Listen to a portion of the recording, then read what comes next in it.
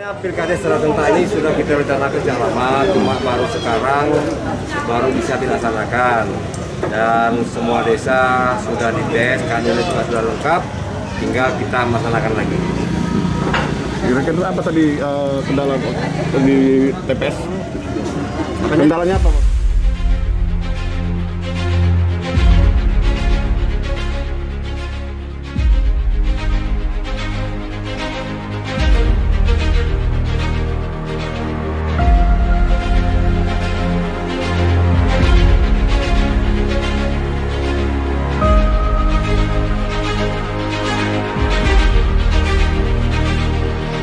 Bupati Aceh Tenggara beserta Forkopimda Kabupaten Aceh Tenggara melaksanakan monitoring pemilihan kepala desa di 16 kecamatan.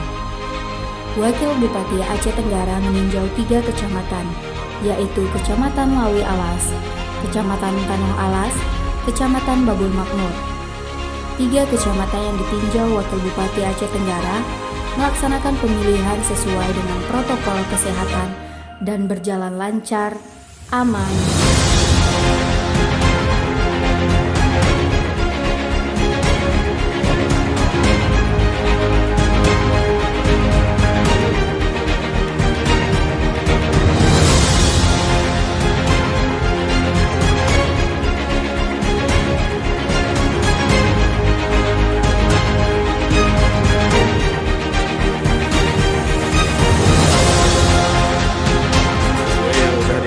Bapak Bupati bahwasanya pada hari ini akan diadakan pemilihan penghulu itu secara serentak di Kabupaten Aceh Tenggara, khususnya di Desa Kutu Bantil, Kecamatan Lawi Bulan, Kabupaten Aceh Tenggara. Jadi di sini Bapak Bupati berpesan kepada kita sesuai dengan apa yang diarahkan amanah undang-undang akan mentaati prokes kesehatan yang sudah ditetapkan.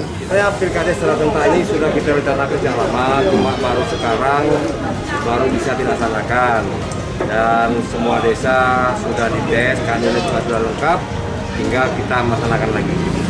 Kami cuma mau menyampaikan kepada seluruh masyarakat Kabupaten Tenggara yang desanya ikut memilih supaya mau menerima kalaupun dia kalah nantinya, yang menang merangkul yang kalah, juga sebaliknya yang kalah mau mengikut yang menang. Jadi akur lagi.